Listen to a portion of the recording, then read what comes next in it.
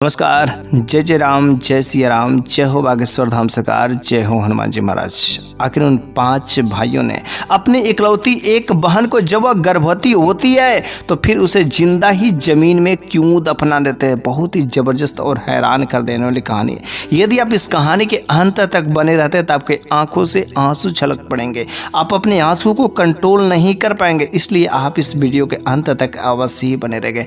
तो बस चलिए उस वाक्य को बिना देरी किए शुरू ही कर देते हैं। तो एक बार की बात है कि एक नौजवान लड़का जिसका जो संगत, जिसका गिरोह जो है डाकुओं के गिरोह से था, वो जो हमेशा लूट पाट करता था।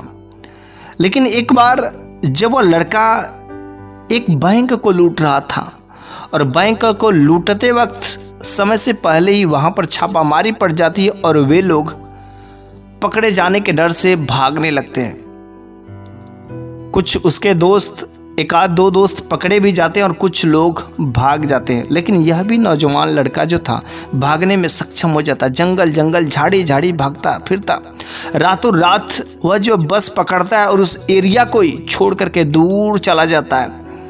और वह समझता कि पुलिस मेरे पीछे अभी भी है। बेचारा डर के बस में कोने छुपके से वहाँ से भागता है और फिर जो है रात्रि के समय में एक ऐसे वीरान जगह पर उतरता है जहाँ पर कोई भी लोग, कोई भी वहाँ पर आवागमन का कुछ भी नहीं, बिल्कुल ऐसे सुनसान जगह पर जाता है। लेकिन रात्रि के समय में जाता है और एक छोटा सा उसे घर नज़र आता है।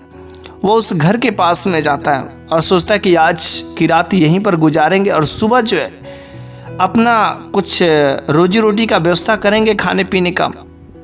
उसके पास कुछ पैसे भी थे जो वह चोरी में किया था।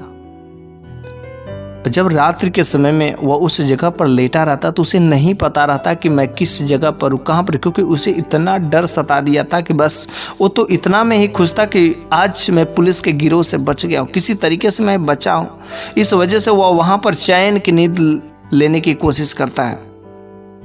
उसके पास एक शॉल थी और वह उस शॉल को ओढ़ करके वह जो उस जगह पर जो सोने की कोशिश करता है। लेकिन जैसे ही सोने वाला रहता है तब तक जो अचानक किसी लड़के के चीखने की, चिल्लाने की आवाज़ आती है। वह उस आवाज़ की तरफ कान लगाकर ध्यान से सुनता है तो अजीबो गरीबो आवाज़ सुनाई देती है। एक लड़की जो चीख रही है, चिल्ला रही है और बार बार बोल रही है, भैया मेरे को छोड़ दो, भैया मेरे को छोड़ दो, अब मैं ऐसी गलती नहीं करूँगी, आप जो कहेंगे वह करेंगे, भैया मेरे को छोड़ दो। लेकिन पाँचों के पाँचों जो भाई थे ना, वह उस अपनी बहन को जो छोड़ते नहीं है। एक भाई जो अपनी बहन का जो बाल पकड़ के नीचे घसीट रहता है, एक भाई उसको मारे जा रहा था। जब वह बोलती है, वह उस उजियाली रात में, चांदनी रात में धीरे धीरे देख रहा था।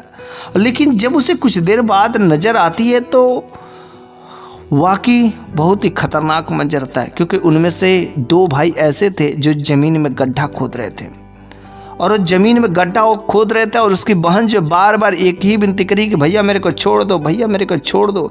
लेकिन कोई भी भाई छोड़ने वाला नहीं था। फिर जो काफ़ी गड्ढा खोदने के बाद उन 5 भाइयों ने मिल करके अपनी उस बहन को, जो वह गर्भवती थी, उसको जो रस्सी से बांध करके हाथ और पैर उस गड्ढे में फेंक देते हैं। फिर उसके बाद से मट्टी फेंक करके जल्दी जल्दी वहाँ से भाग जाते हैं, क्योंकि उन भाइयों को ये भी डर था कि कोई देख ले तो क्या हो जाएगा। लेकिन यह शख्स जो चुपके से वहाँ पर देखता रहा और यह देखता रहा कि जिंदा ही एक लड़की को, जो वह गर्भवती है, बार बार अपने भाइयों से विनती भी करे कि मैं गलती नहीं करूँगी, लेकिन उसके बावजूद भी उन भाइयों ने अपनी बहन को, जो गर्भवती थी, उस गड्ढे में दबा देता है।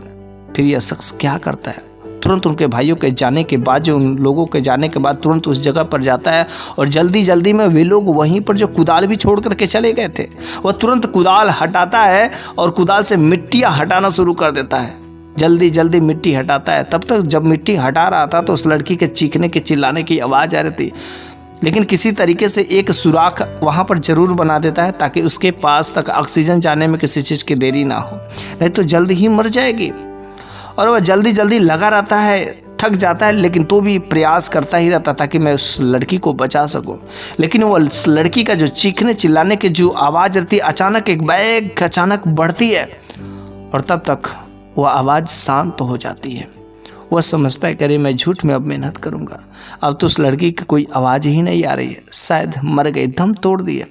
लेकिन कहता है कि नहीं, मैं एक बार उसे निकाल करके देखूंगा ही देखूंगा। वह लगातार अब भी मिट्टियों को हटाता रहे। वह बिल्कुल डरने वाला व्यक्ति नहीं था, बिल्कुल निडर व्यक्ति था। उस समय उसे थोड़ा सा भी डर नहीं लगता, क्योंकि उसको बस एक ही चाहती कि मैं उस लड़की को बचा लूँ। और आखिरकार उस लड़की को जब बचाने ही वाला रहता है, मिट्टी हटने ही वाले थे, तब तक जो एक छोटे से बच्चे की रोने की भी आवाज़ सुनाई देती है। वो कहता है करे ये बच्चे की रोने की आवाज़ कहाँ से। वह थोड़ा सा डर जाता है कि आखिर वहाँ पर बच्चे की, उस लड़की की आवाज़ नहीं आ रही, बल्कि छोटे से बच्चे की आवाज़ आ रही। कहीं कुछ मेरे साथ हादसा नहीं, कोई तो गेम नहीं खेल रहा है। लेकिन फिर भी वो निडर पूर्वक जो है उस मिट्टी को हटाता है, और हटा कर क्या देखता है कि वह लड़की बिल्कुल उसमें सेफ है, और वह जो कह रही वह दर्द से है, और जो है एक बच्चे को जन्म दे चुकी है। वह उस लड़की को वहाँ से बाहर निकालता है, और बाहर निकाल करके रातों रात जो है वहाँ पर पास के ही एक जो वहाँ से रास्ता गुजरता, तो उस रास्ते पर जो है अस्पताल जाने के लिए वहाँ पर गाड़ी इंतज़ार करने लगता है। लेकिन चूँकि काफ़ी रात थी और रात्रि के समय कुछ भी उसे कोई गाड़ी नहीं मिलती है। लेकिन सुबह के 4 बज जाते हैं, वो वहीं पर दर्द से लेटी रहती, कराह रही थी। लेकिन सुबह के समय में एक गाड़ी उसे नज़र आता है, वह हाथ देता है, और शायद उन गाड़ी वालों ने रोक दिया और उसे कहा कि देखो ये मेरी बीवी है, और रात्रि के समय में इस रास्ते से हम लोग आ रहे थे, लेकिन मेरी बीवी का हालत रास्ते में ही ख़राब हो गई और डिलीवरी हो चुका है, मेरे को जल्द से अस्पताल लेकर के जाना। भाई लोग कृपया ना मेरी बीवी का और मेरा मदद कर दीजिए। उन लोगों को दया आ जाती है और इन दोनों लोगों को अस्पताल तक छोड़ देते हैं। वो लड़का उस लड़की को ले जाकर अस्पताल में भर्ती करता है। अस्पताल में एडमिट करने के बाद 2 दिन 3 दिन जो है उसकी रेख देख करता है, इलाज करता है। जो भी उसके पास जमा पूंजी थे, जो उसके पास पैसे थे, उन पैसों का सारा इलाज कराने में खर्च कर देता है। और वह अब तो यही सोचता है कि बस आज तक मैंने जो गलती किया, लेकिन आज के बाद अब मैं ऐसा कोई गलती ही नहीं करूँगा जिसकी वजह से जीना हराम हो जा रहा है। डर करके छुप करके जीना पड़ा। अरे भरा ऐसे पैसे का क्या मतलब, क्या फ़ायदा है, ऐसा पैसा नहीं चाहिए मेरे को। भले ही मैं 2 वक्त की रोटी खाऊंगा, मजदूरी करके खाऊंगा, लेकिन गलत काम नहीं करूंगा। वह कसम खाता है।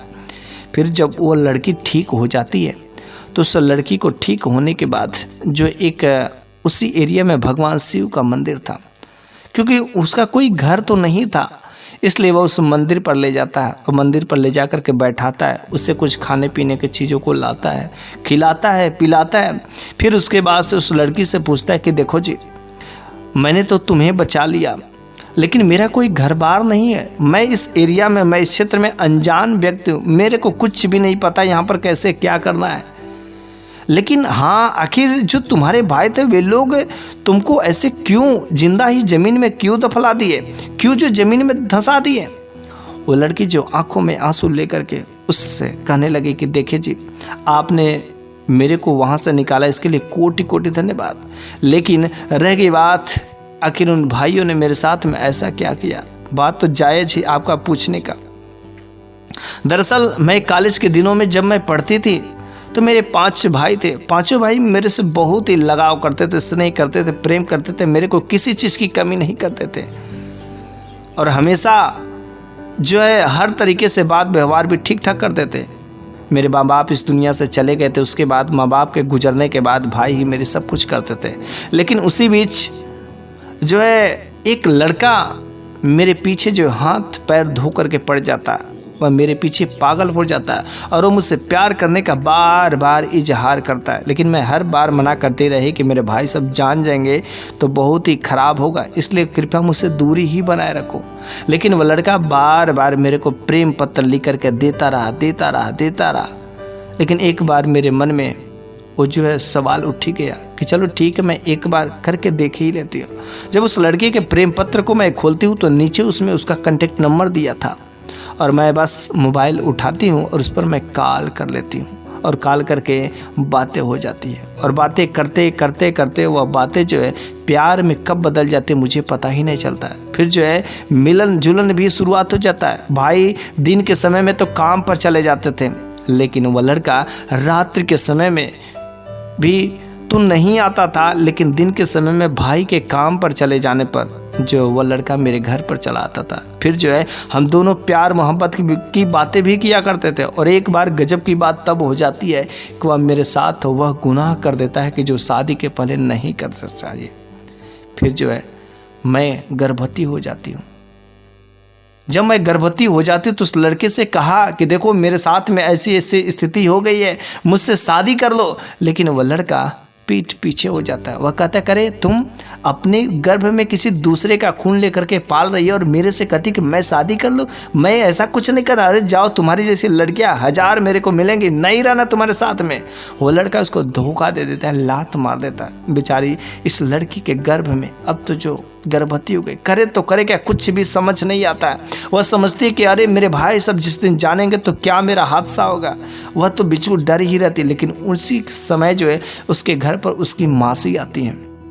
उसकी जब मासी आती हैं तो भाई सब तो दिन के समय में चले जाते हैं काम करने, और दिन के समय में वह सारा का सारा वाक़या अपने मासी से बता देती है।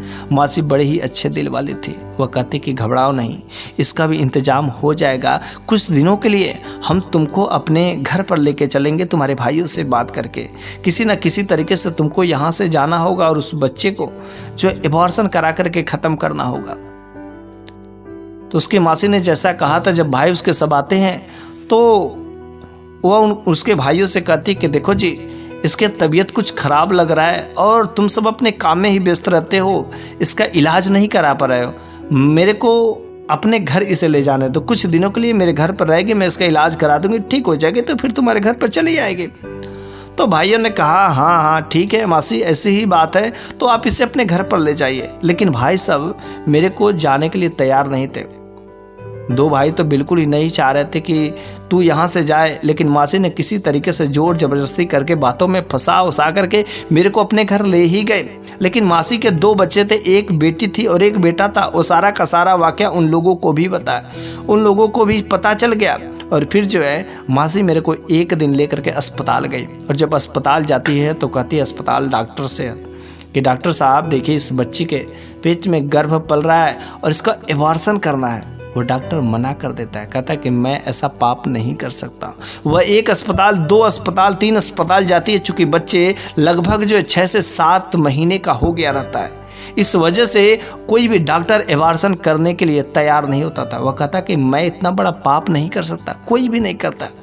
अब तो मासी भी बड़े ही चिंतित में रहती है, आखिर करे तो करे क्या, बस अब कैसे होगा। मासी के घर पर आए हुए 2 महीने हो गए रहते हैं। तब तक जो उन्हीं बीच जो है एक भाई जो है मासी के घर पर चला जाता है।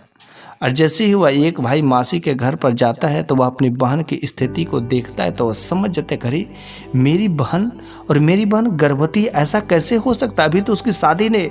उसका दिमाग खराब हो जाता है और वह अपनी बहन का बाल पकड़ करके खींच करके और वह जो है अपने घर पर ले आता है। फिर जब 5 के 5 भाइयों का खून खौल उठता है और उन्हें कुछ भी समझ नहीं आता, और वहीं से 5 के 5 भाई रात्रि के समय में मेरे को जो है उस अंधेरी जगह पर, सुनसान जगह पर ले जाते हैं और मेरे को वहाँ पर जिंदा दफन करने की कोशिश करते हैं। मैं जो बार बार अपने भाइयों से गिड़गिड़ाती रही, माफ़ी मांगती नहीं कि भैया मेरे को छोड़ दो, मैं दोबारा ऐसी गलती नहीं करूँगी। लेकिन मेरे भाई मेरी एक ना सुने, फिर जो है ज़मीन के अंदर दफन ही कर दिया।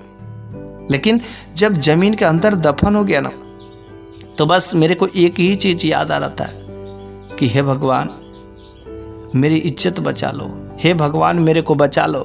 क्योंकि जब मैं बचपन के दिनों में थी ना, तो मेरे माँ बाप अक्सर कहा करते थे कि जब कोई ना साथ आएगा तुम भगवान से अगर सच्चे दिल से याद करोगे तो भगवान तुम्हारी रक्षा अवश्य करेंगे। जब मेरे को ज़मीन के अंदर मेरे भाइयों ने दफन कर दिया, दबा दिया, तो मेरे को बस एक ही याद आ रहा था, अपने माँ बाप की वो यादें। और मैं सच्चे दिल से भगवान को पुकारने लगे, हे भगवान इस बार मेरी इज्जत बचा लो। अगर मैं इस दुनिया में फिर से बच गई ना, तो दोबारा मैं ऐसा गुनाह नहीं करूँगी कि जिससे मेरे को शर्मिंदगी होने पड़े। हे भगवान किस तरीके से मेरी इज्जत बचा लो। बस मैं अंदर ही अंदर रोने लगे, बिलखने लगे। लेकिन कभी कभी मेरा दर्द इतना अधिक हो जाता कि जिससे मैं भगवान को याद नहीं कर पाती। लेकिन फिर भी मैं अंदर ही अंदर जो भगवान को याद करते रहे और मन ही मन सोचते रहे कि सबके बच्चे तो कितने अच्छे अच्छे घरों में, अस्पताल में जन्म लेते हैं, लेकिन मेरा बच्चा जो जन्म लेगा कब्र में, ऐसे ज़मीन के अंदर दबे हुए स्थिति में जन्म लेगा, मेरे बच्चे की जो लाइफ क्या होगी पता नहीं। बच्चा बचेगा भी कि नहीं बचेगा, लेकिन ये आपकी मेहरबानी और भगवान ने मेरी विनती सुन ली और आपको वहाँ पर शायद मेरी सहायता के लिए भगवान ने भेजा था, मेरी रक्षा करने के लिए भेजा था। और भगवान ने मेरी विनती सुन ली और मैं यहाँ पर इस भगवान के मंदिर में मैं कसम खाती हूँ कि आज के बाद यहाँ पर अब जीवन में कभी कोई ऐसा गुनाह नहीं करूँगी कि जिससे मेरे को पश्चाताप करना पड़े। वह भी लड़का वहाँ पर अपने उन गलतियों का प्रायश्चित करता है और वहाँ पर उस भगवान के दरबार में कसम खाता है कि हे भगवान, आज के बाद मैं अभी अपने जीवन में कोई भी ऐसा चोरी, लूट या किसी को दर्द देना, किसी को तड़पाना, किसी गरीब को लूटना, कोई भी ऐसा गलत काम नहीं करूँगा। फिर जो है वह जो है लड़का उस लड़की से वहाँ पर जो शादी करने के लिए प्रपोजल करता है कि क्या तुम मुझसे शादी करके हमेशा मेरे साथ रह सकती हो। वह भी लड़की हामी भर देती है, उस लड़के के साथ शादी कर लेती है। शादी करने के बाद दोनों पति पत्नी वहीं पर एक छोटा सा जो है झोपड़ी बना करके रहना शुरू कर देते, वह मजदूरी करना शुरू कर देते और भगवान की भक्ति भाव में दिन भर डूबे रहते।